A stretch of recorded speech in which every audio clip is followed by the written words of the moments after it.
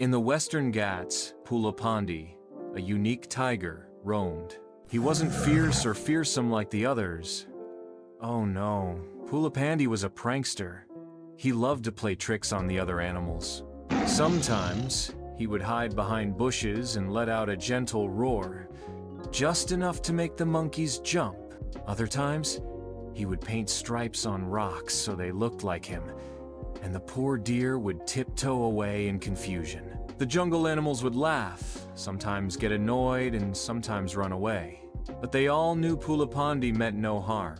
He only liked to laugh and make others laugh too. But one day, something changed. The jungle grew strangely quiet. The birds stopped singing.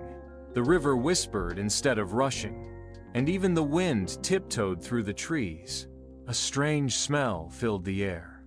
It was smoky and sharp. Something was wrong.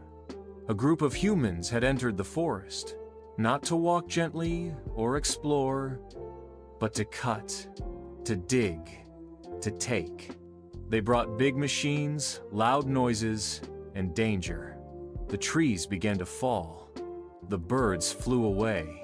The animals scattered in fear. Pulipandi watched from behind a tree, his orange fur flickering in the sunlight. This wasn't a joke. This wasn't a trick. His home was being torn apart. For the first time, Pulipandi didn't feel like laughing. He paced quietly through the forest, thinking, what could a prankster tiger do to stop something so big? He wasn't the strongest, he wasn't the loudest, but he was the cleverest. And so, Pulipandi came up with one last plan. One final prank. A prank so big, so wild, so clever it just might save the jungle. Strange morning. Machines failed, muddy paw prints everywhere. Their helmets were missing and replaced with coconuts. Loud growls echoed from the trees, but there was no tiger in sight. The ropes and tools were tangled in vines. The water tank was filled with frog eggs. Their maps?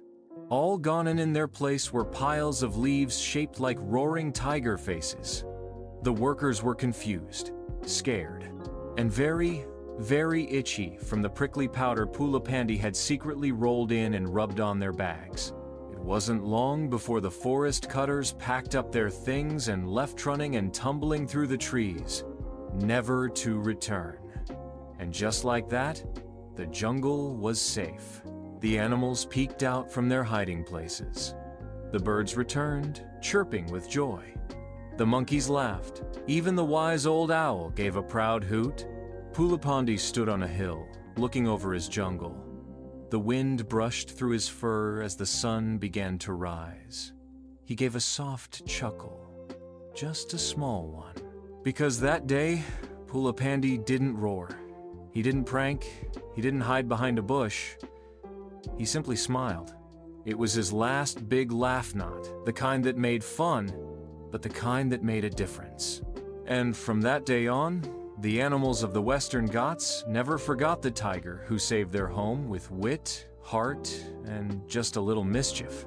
Because sometimes, the smallest joke can create the biggest change.